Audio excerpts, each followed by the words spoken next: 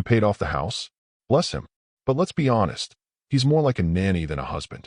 I was flipping burgers when I heard it. The screen door was cracked open, the summer breeze carrying in the laughter. I didn't flinch. I didn't even look up from the grill. I just listened. Claire's voice always had a particular brightness when she was performing. For her sisters, her cousins, her little private audience. And tonight, she was on. I could hear the ice clinking in their glasses, the fake sympathy dripping from their voices, like they were already holding the eulogy for a man still standing 10 feet away, holding a spatula. One of her sisters chimed in, voice soaked in Chardonnay.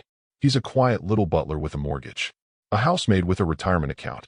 Honestly, Claire, you gamed it perfectly. Laughter exploded.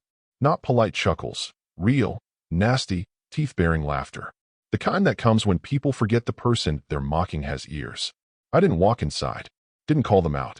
I flipped the last burger, set it on the platter, and carried it in like nothing happened. Claire didn't even glance at me. Just waved a hand. Oh good, food's here. Then turned right back to her sister and whispered something that made them both snort so hard one of them nearly choked on her wine. I stood there for a second, tray in hand, shirt damp with sweat, the smell of charcoal clinging to me. I looked around the kitchen. Plates I'd set out earlier. Drinks I'd poured. Groceries I'd picked up after reorganizing the fridge to make room. I smiled. Not out of kindness, reflex. Like a muscle twitch when you get hit in the gut. I ate outside, alone. The backyard was quiet. Just the faint hum of mosquitoes and the clink of silverware from the dining room behind me. After dinner, I did what I always did. Cleared the dishes. Loaded the dishwasher. Took out the trash. Put a new liner in. When I passed the living room, Claire was curled on the couch, legs across one of her cousin's laps. She didn't even look up from her phone. Thanks for dinner, Han, she said absently. Of course, I replied. My voice steady. Dry. Neutral. Upstairs, I folded my clothes slowly. My favorite dark green sweater, a few button-downs, the extra toothbrush from the cabinet, a copy of my birth certificate I'd tucked in the sock drawer years ago. At the bottom of the closet was the duffel bag I'd packed 6 months earlier. I zipped it shut, walked downstairs, opened the front door, stepped outside. Claire didn't notice. Her laughter was still echoing behind me. I started the truck, pulled out of the driveway I'd repaved last summer, drove past the flower beds I'd replanted in spring, past the mailbox I'd reinforced when it was falling apart, past the swing set I installed for her grandnieces when they visited. Every splinter of that house had passed through my hands. Paid for, fixed, sanded, painted, preserved. But I wasn't her husband. I was a nanny. And apparently, a butler. With a mortgage. She said that like it was funny. She said that like I was nothing. I didn't slam the door on the way out. Didn't scribble a note. I left one window open, just a crack, because it was humid and I knew the living room always got stuffy in August. Kind of me, I know. I parked a few miles out, at a 24-hour diner where no one would recognize me. Ordered coffee. Black. Sat in a booth under flickering fluorescent lights and pulled out my phone. One message. Confirmed. Paperwork ready for morning. I stared at those words for a long time. Then I typed, on my way. Downtown at 6:47 a.m. is a different kind of quiet.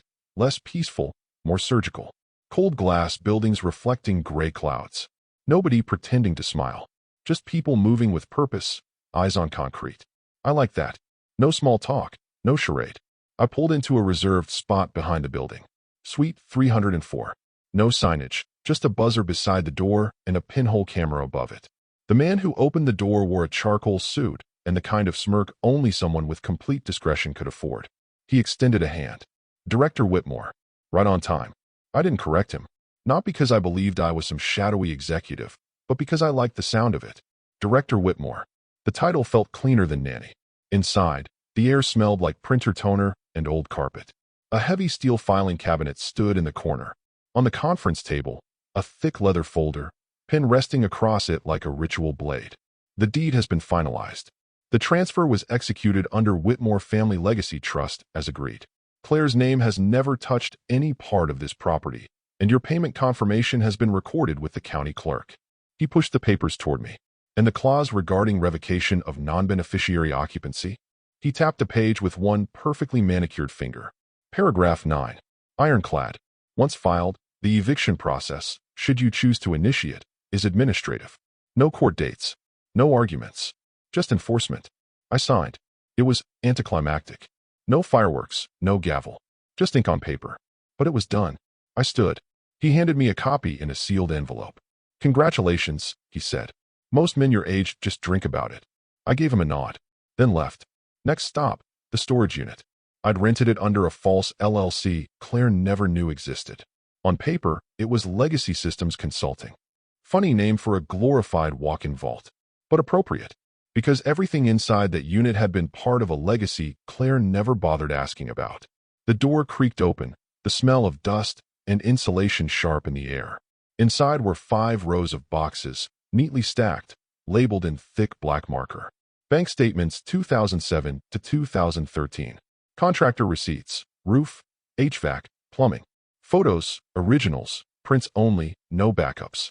Inheritance docs, Grandpa Williams Trust. And the last one, Claire, recordings and evidence. I didn't open it. Not yet. Just checked the temperature gauge on the back wall to make sure the climate control hadn't failed. Still optimal. Still clean. Everything was in order. My order. I grabbed the briefcase with my burner laptop, double-checked the folders for tomorrow's delivery, and exited. One last look back at the boxes. My little museum of betrayal, carefully curated. I stopped by the post office and paid cash for a 6-month rental on a private P.O. box. No forwarding address. No shared access. I slid the key into my pocket like it was a scalpel. Then the joint accounts. I'd already started splitting them 6 months ago, quietly moving funds to a solo account Claire didn't know about. But this time, it was final. One by one. Cancel joint savings. Close the vacation fund. Pull my auto deposit from our shared checking. Kill the Amazon Prime, the Hulu, even the grocery delivery tied to my card. Every dollar that had passed through my calloused fingers over the years was either locked down or redirected. I sent one final transfer, small, symbolic. $47.36. It was the exact price of the handbag Claire bought the night she forgot to pick me up from urgent care. Said she lost track of time at the outlet mall. I had sat on a cold curb for 2 hours with a fractured ankle. That transfer? Petty. I'll own that one. I parked behind a Shell station, called the number I'd been saving for last. It rang once. A woman answered. "Are we still on for tomorrow morning?" I smiled. "Yes. Be ready at 7. Already am." They have no idea what's coming, Mark. I looked up at the darkening clouds above downtown. No, they really didn't.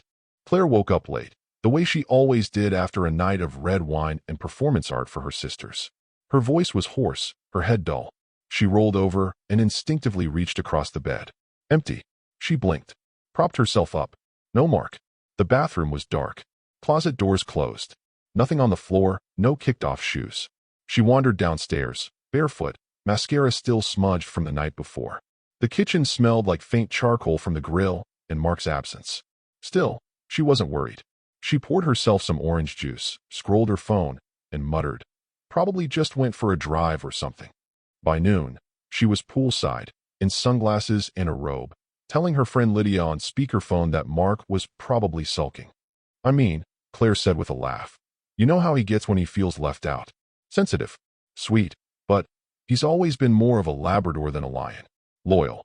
But you leave the gate open, and he'll just wait for you to call him back." Lydia laughed. "So what? He's having a little midlife crisis now." Claire smirked. "If he comes back with a tattoo and a motorcycle, I swear to God I'm making him sleep in the garage." She checked her banking app out of reflex. They had 3 accounts. The main checking, the savings for vacations, and Mark's old solo account they never really touched. Main, $0. Savings, $0. Solo, access denied. She sat up. "Huh. What?" Lydia asked. "Probably a glitch." Claire tried again. Same thing. 0. 0. Denied. She wasn't panicked yet. Just annoyed. She called the bank. Long hold. A man with a voice like beige wallpaper finally answered. "Yes, I'm seeing multiple transactions finalized this morning, ma'am. Transfer to a solo account ending in 3934, and both joint accounts have been formally closed." "Closed?" Claire repeated. "That's not possible. Those are joint accounts," he said politely. "Closed by the primary account holder." Claire blinked. "I'm listed as a joint. Secondary only. Would you like me to mail the paperwork on file?" Her lips thinned. "No." She hung up without saying goodbye. Then, for the first time in months, possibly years, Claire called her mother. Her mom picked up on the second ring. "Mark gone." Claire raised an eyebrow. "What?" Her mother sounded detached. "He called me last week. Said he might be going away for a bit. Told me not to panic if I didn't hear from him." Claire's stomach shifted. You knew? He asked me not to get involved. Claire stood, barefoot on the hot tile, as the sun vanished behind a cloud. So you knew he was planning to leave? Her mother sighed. I knew he was considering it. Frankly, I didn't think he had the spine. There it was again. That phrase they all used. Didn't think he had the spine. The same tone her sisters used. The same shrug Claire gave when she told stories about her husband playing house, while she handled the real stuff. She hung up. Didn't say goodbye to her mother either. By late afternoon, things turned odd. Her iCloud account logged out. Netflix demanded a new password. Amazon too. The thermostat app gave her a notification, access revoked by primary user. She checked the mailbox. It was stuffed. Statement of account termination.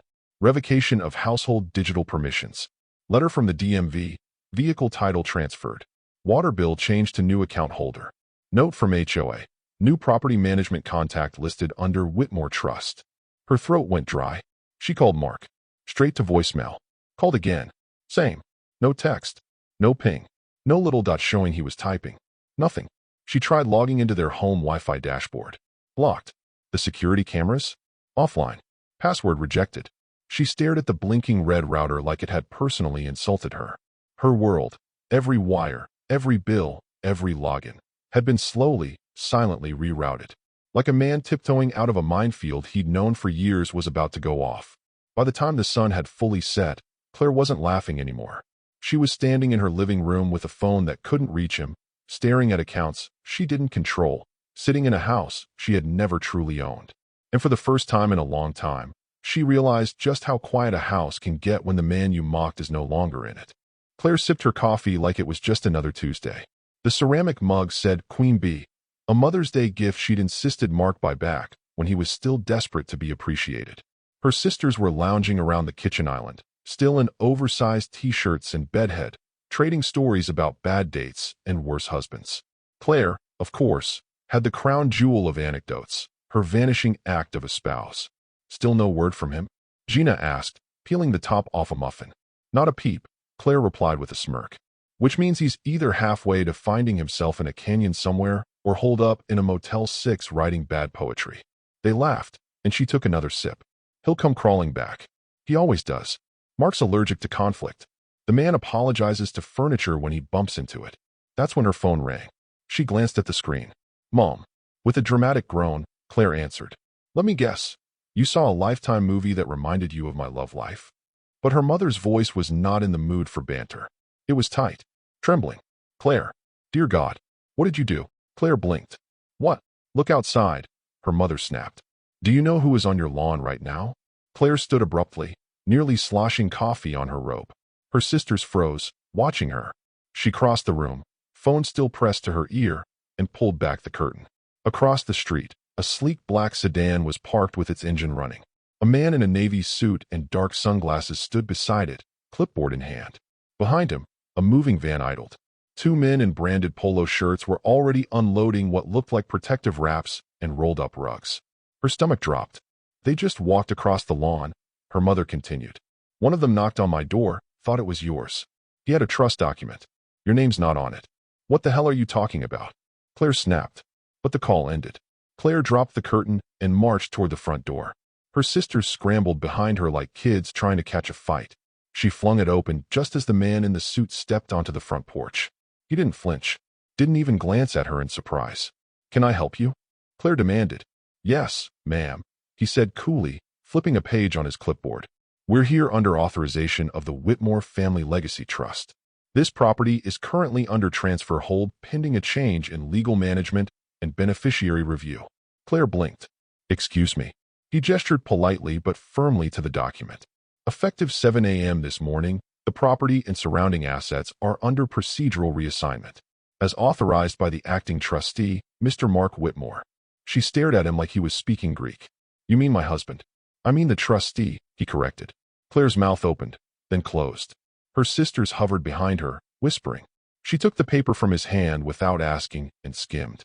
Her heart rate spiked. It wasn't a joke. This wasn't a bluff. There were real signatures. Stamps. An official seal. Her name wasn't listed anywhere. Look, I don't know what game my husband is playing, she hissed. The man didn't react. Just tapped the line again. This property was never registered jointly. Your occupancy status is contingent on trustee approval. We're just here to initiate the inventory and prepare for the handoff process. You can't just barge in here with some clipboard and—" He calmly gestured toward the van. "We're not here to take anything today, just to assess. Unless you'd like us to call the sheriff and initiate early enforcement." Her jaw tightened. He knew she wouldn't. Not with her sisters behind her. Not with neighbors peeking from across the street. Not with her mascara still half melted from last night. The man turned, signaling the movers. They stepped back onto the lawn, not in a hurry. Not in fear. Just moving forward. Like this was their house now, and she was the stranger. Claire's fingers clenched around the document. Because this wasn't just legal jargon. This was Mark. Silent, deliberate Mark, pulling the pin on a grenade he'd been building under her nose. And now, her perfect little kingdom had a new landlord. And he was watching. Somewhere. Calmly. Patiently. Knowing she'd finally realized. The front door didn't belong to her anymore. There it was, sitting on the dining table like a final judgment. A plain white envelope, thick with documents, the flap sealed with an embossed sticker. No return address. Just her name in Mark's careful, mechanical handwriting, Claire. Claire stood there in the stillness of the kitchen, the hum of the fridge sounding unnaturally loud behind her. Her sisters had left an hour ago, muttering weak excuses as soon as the man in the suit began measuring windows. Even Gina, the mouthiest of the bunch, had gone quiet when the moving team rolled out blueprints. Claire hadn't eaten, hadn't showered. She had paced. Called Mark's number again, voicemail. Emailed him, bounced back. Searched his name on Facebook, profile deleted. And now, this envelope. She peeled it open with a fingernail, hands stiff. The first page was a letter. Dated 3 days ago. Claire, I'm sorry it came to this. I truly am. You always said I was passive, weak, quiet. And maybe that was true for too long. But I don't believe in revenge. I believe in correction. This house was paid off in full using my inheritance from my grandfather. A man who taught me that loyalty without dignity is servitude. I was loyal for a long time. Too long. As of last month, this property and the land it rests on are held under the Whitmore Family Legacy Trust. You were never added. That was intentional. Mark Whitmore. Trustee. Her vision blurred for a second. She reached for the countertop to steady herself. The next pages were worse. A notarized deed transfer. Dated 6 weeks ago. Filed in the county office.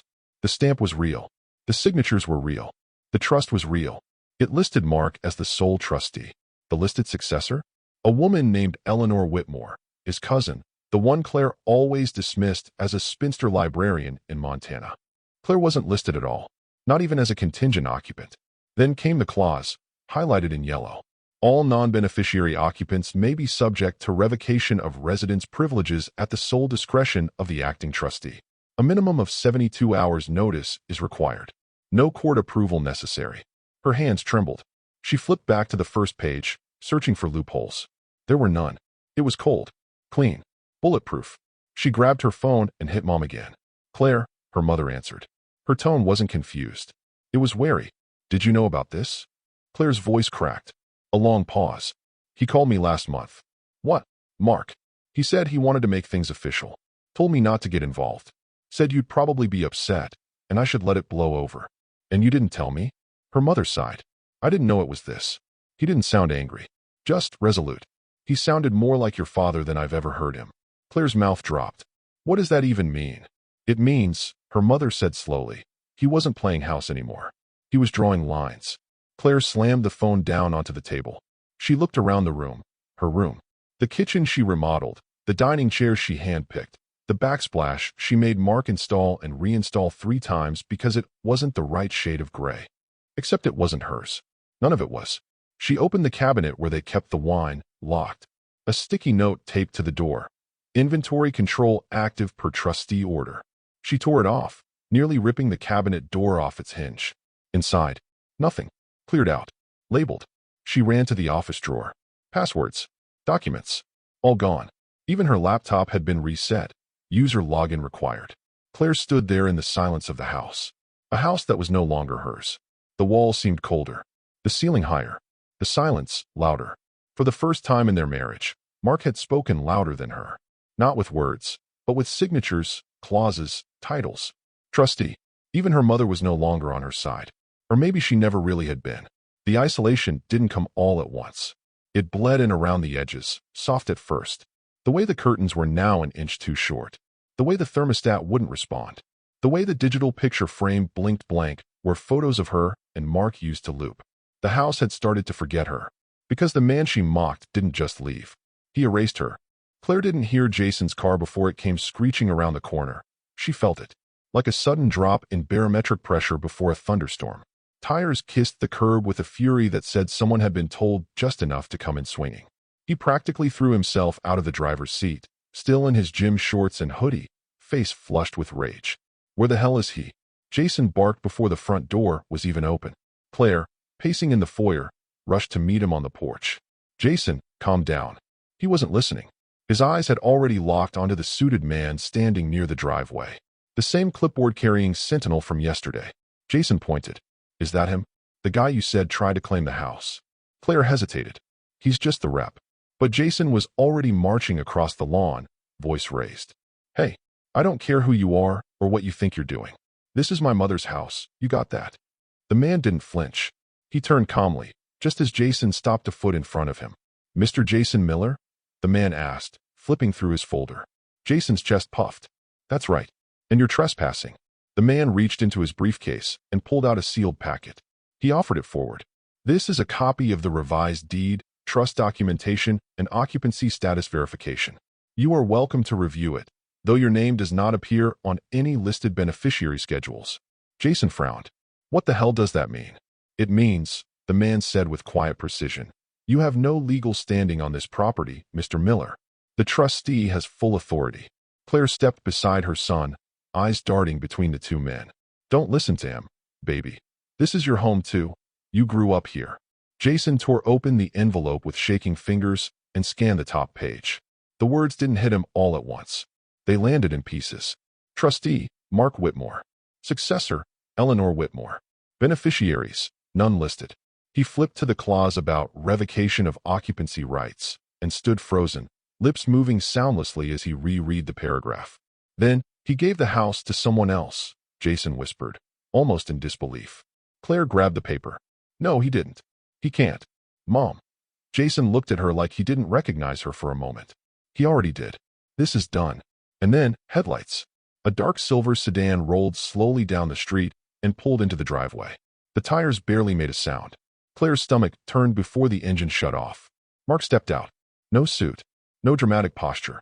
Just jeans, a blue flannel, and calm eyes that looked straight at them without fear or apology. Jason stiffened. You son of a... But Mark didn't flinch. He gave a single nod, like a man acknowledging a weather forecast he already predicted. And then he walked right past them. No words. No confrontation. Claire opened her mouth. Mark. He didn't pause. He walked up the path, past the porch, opened the front door with a key only he still had, and disappeared inside the home. His home. Jason turned to his mother. You let him do this? I didn't know, Jason. You said he was just sulking. That he'd come crawling back. That he stopped himself. That he was weak. Harmless. Trapped. But Mark wasn't trapped. He was free. And somehow, he had flipped the chessboard without ever lifting his voice. Jason turned, eyes still scanning the paper in his hand. What even is a trust? This doesn't make sense. This doesn't make legal sense. Claire whispered, almost to herself. He must have started this before he even moved out. And that's when it hit her. This wasn't rage-fueled. This wasn't impulsive. This was strategy. And now she stood outside a house she once bragged was already mine in everything but name. Turns out the name mattered after all. Because the man everyone called the nanny had just walked into the house like a king returning to his kingdom, calm, precise, unstoppable, and left them both standing on the lawn like trespassers in a life they used to own. The steakhouse was quiet, dimly lit, the kind of place that didn't take walk-ins and only served dessert if you didn't ask for it. Mark sat at the corner table near the fireplace, reserved under the name Whitmore, of course. A bottle of Cabernet had just been uncorked, glasses poured for three. Across from him sat James, his cousin, a CPA from the Pacific Northwest who looked like the kind of man no one remembered until the will was read. Clean, quiet, soft-spoken, and legally lethal when it came to property law. To his right, in a navy blouse and pearl earrings, sat Claire's mother. Yes, her mother. The same woman who once chuckled over Claire's jokes about Mark's cooking. Who once gave him a vacuum for Christmas as if to say, keep cleaning, dear.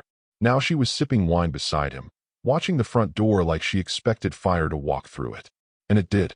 Claire burst in 15 minutes late, her heels echoing on the hardwood floor, face flushed with fury, phone still in hand. "You've got to be kidding me," she hissed as she spotted the trio at the back table. "Really, Mark? Really?" James calmly folded his napkin. Mark didn't stand. Her mother didn't turn. Claire stormed up to the table, voice low but shaking. "You're dragging my mother into this now?" Her mother finally looked at her. Coldly. "He's not dragging anyone." Claire blinked. "Mom, I'm here because I respect him," she said, voice flat. "Something you should have done." Claire's lips parted in disbelief. "You're taking his side?" Mark didn't speak. He just reached into the inner pocket of his blazer and slid a folded, napkin-wrapped envelope across the table. "Claire," he said finally, voice measured. "You may want to sit." She didn't, but she grabbed the envelope. The moment she opened it, her breath hitched. Photographs. Printed. Crisp. 8 by 10. Claire at a bar 3 months ago, arm draped across a man in a leather jacket, laughing, her hand on his thigh. Another of her whispering in his ear, her lips brushing his cheek. A final one, her sitting on his lap, drink in hand, smirking. She looked up slowly. "I was drunk." Mark didn't blink. "We weren't even talking back then." Mark sipped his wine. It didn't mean anything. Mark set his glass down. Her mother took the envelope, slid the photos out, and examined each one with surgical precision. She laid them out on the white tablecloth like a coroner identifying cause of death. "I told you," her mother said slowly, never looking up, not to take him for granted. Claire's knees buckled slightly, and she pulled out the chair across from Mark. "Saturday." Her voice dropped. "You've been spying on me?" Mark gave a small, tired smile. "No. You were just very public about things. I just kept the receipts." James, silent until now, added, "Technically, she was photographed by a private investigator who was also testing out a new camera system for his client." The bar owner signed a release. Nothing illegal. Nothing even questionable. Claire laughed once, sharp and brittle. "Wow. So this is the revenge tour?" The silent little butler finally grew a pair. Her mother stood. "Enough." Claire flinched. "You mocked him. You erased him from his own home. And now that he's standing upright, you want to play the victim?" Mark looked at Claire, his voice still even. "This isn't revenge. Revenge is loud. This is just rebalancing." Claire stared at her mother. "You're really siding with him?" "I'm siding with dignity," her mother snapped. "And right now, he's the only one at this table who still has any." Claire's eyes darted to the envelope, to the photos, to the wine, to James, to Mark. She looked smaller now. Like a kid caught cheating on a test she didn't bother studying for. The server arrived. "Ready to order?" Mark smiled politely. "Give us a few more minutes." The server nodded and left. Claire stood up, abruptly. "I can't do this." "No," her mother replied. "You just don't want to." And as Claire turned and walked out, heels clicking with less certainty than before, Mark calmly picked up the wine menu again. "James, you still like the Pinot with steak?" "I trust your judgment." They never spoke of Claire again that night. No gloating. No victory dance. Just dinner. Among people who saw Mark not as a nanny, or a servant, or a man to mock, but as the one who held the pen. The key didn't fit. Claire jiggled it, harder this time, twisting and yanking, muttering to herself. Then she paused and tried the second one on her ring. The third. Even the stupid novelty one Mark had made as a joke years ago. The one with the little piano engraving, because she always liked control. None of them worked. The door remained shut. The porch light was already on, motion activated, glowing over her like an interrogation lamp. She glanced around, scanning the windows. No movement. But the kitchen light was on. The dining room, too. Shadows flickered. She swore she saw someone walk past the front hall. "Mark?" She knocked. Nothing. She knocked again, harder this time, with the side of her fist. "Mark, open the door. I'm not playing games." Still nothing. She reached for the handle and tried again, more forcefully. Her voice cracked. "You've made your damn point, okay?" That's when the sheriff pulled up. Not a squad car. Just a white SUV with a gold badge on the door and the kind of quiet engine that doesn't announce itself until it's too close. Claire stepped off the porch as he got out. "You Claire Miller?" he asked. She crossed her arms. "Yes." "What is this?"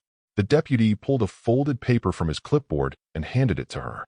"Notice of revocation of non-beneficiary occupancy, issued by the Whitmore Family Legacy Trust. Enforceable as of 3 p.m. today." Claire blinked. "Excuse me." The trustee filed a request under Civil Code 872.13, Subsection C. You're not listed on the deed, and the trust executed occupancy control. I'm here to make sure there's no forced re-entry. She laughed, a short, humorless bark. You're joking. No, ma'am. Your personal belongings have already been cataloged by a bonded moving team. You'll be contacted with a retrieval schedule. You're going to let him kick me out of my own house. The deputy didn't even blink. Legally, ma'am, it's not your house. Claire threw the paper at his feet. He didn't pick it up. I paid for things in there. Furniture, decorations. My name is on the Wi-Fi bill. None of those are deedable claims, ma'am. He replied evenly. You'll need to pursue arbitration if you'd like to contest it. She rushed past him and tried the door again. Still locked. Still indifferent. Open the door, Mark. You coward. You smug little snake. This is my house. No response. Then she screamed. One long, guttural, primal scream. One that reached beyond words and into something raw and bitter. Somewhere across the street, a curtain twitched. Claire turned and saw her neighbor 2 houses down standing on the sidewalk with his phone up, filming. Don't you dare film me, she shouted. He didn't stop. Another neighbor peeked out from behind a car. Someone else stepped onto their porch. Claire looked around, surrounded now not by support, but by spectators. She turned back to the sheriff. Do something. I am, he said quietly. I'm keeping the peace. By 7 p.m., the video had hit local Twitter. By 8 o'clock, it had 1,000 retweets. By 9:30, it was captioned by a parody account. Lady screams after realizing the nanny owns the house. Claire watched it play out from the front lawn, sitting on the porch step like a squatter on a property that had erased her name. Her blouse was wrinkled, her lipstick smeared, her voice hoarse from yelling. People began tagging her by name. A blogger posted a screenshot from an old Facebook post, one where she joked that Mark still folds the towels wrong, but bless him, at least he tries. Someone else dug up an Instagram story from a year ago where she bragged about never needing to lift a finger. By midnight, she was trending under #HousewifeEvicted.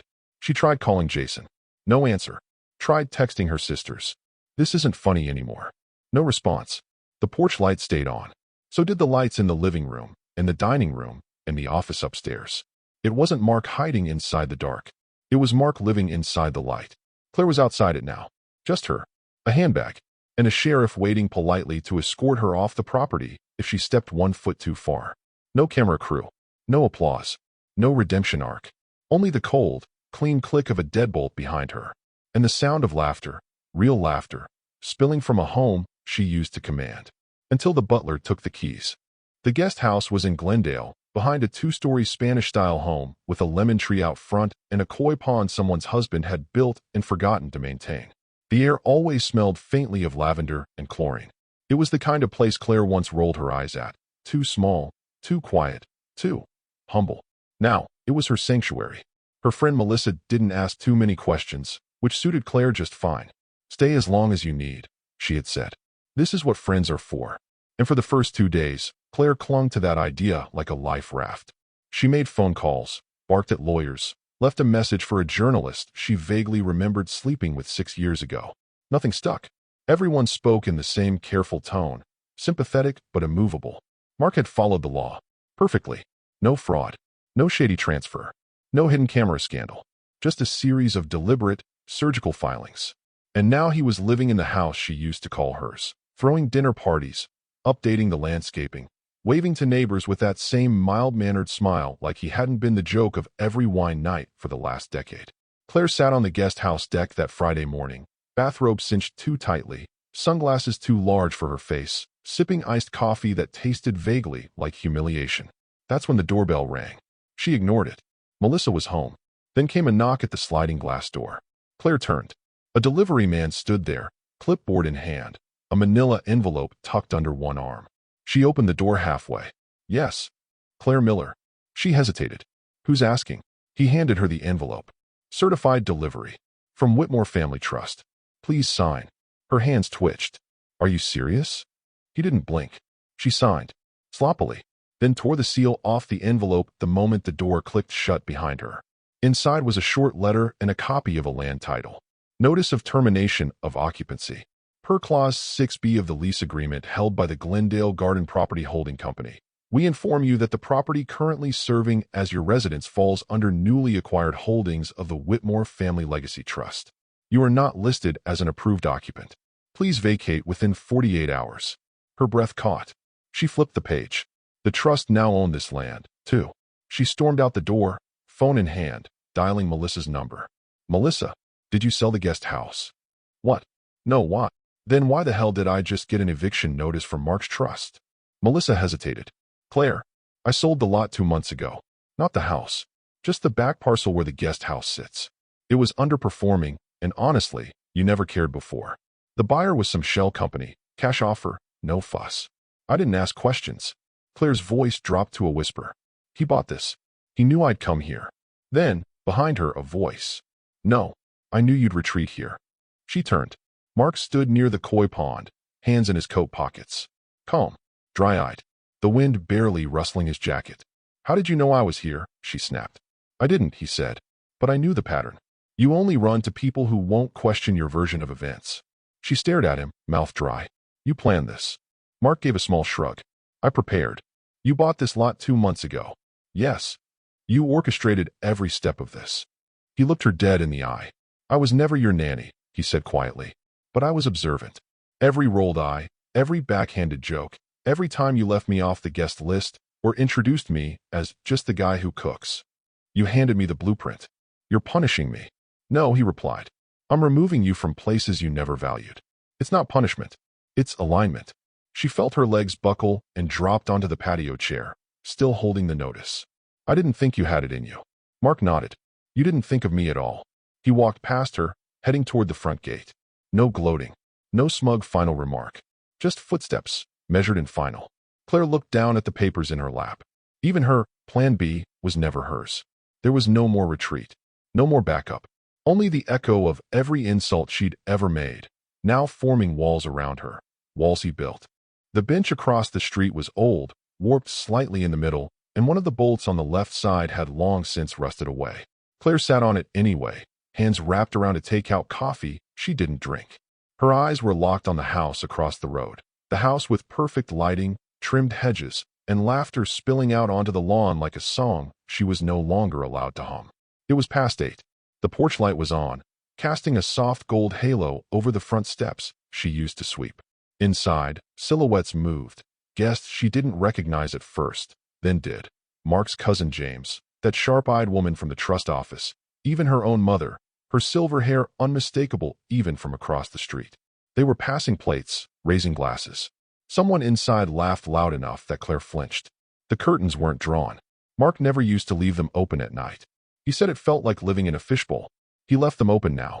Claire sat still, bone cold, watching her former life animate without her. She'd spent the day signing release forms, surrendering keys, and answering calls from journalists who didn't care about her side. Just the headline. The nanny husband who flipped the house. The eviction of a queen bee. Hashtag trust fund reversal. The internet had moved on by now. But Claire hadn't. She hadn't moved at all. Her phone buzzed. The number was unlisted. But the message was unmistakably Mark. Home is something you build. You tried to rent it. You don't live here anymore. She stared at the words. Read them 3 times. Then looked up. Mark was standing on the porch. Not with smugness. Not even defiance. Just calm. Still. Like a man at peace with the blueprint he followed. Even if it took years to draw. He didn't wave. Didn't smirk. Just watched. Claire's fingers tightened around the coffee cup. The cup was cold. Her spine ached. Her shoes pinched. Her life, quietly, brutally, was now something she observed, not lived. She wanted to hold his gaze. Wanted to stare him down. Prove she still had teeth. But her eyes dropped first. To the ground. To her lap. To nothing. And when she looked up again, the porch was empty. The laughter inside continued without pause. A plate clinked against glass. The door shut softly behind him. And Claire remained where she was, on the warped bench, across the street from the house she used to mock him in, learning the final truth far too late. A man mocked enough times might not raise his voice, but he might build something you can't tear down, and lock the door behind him.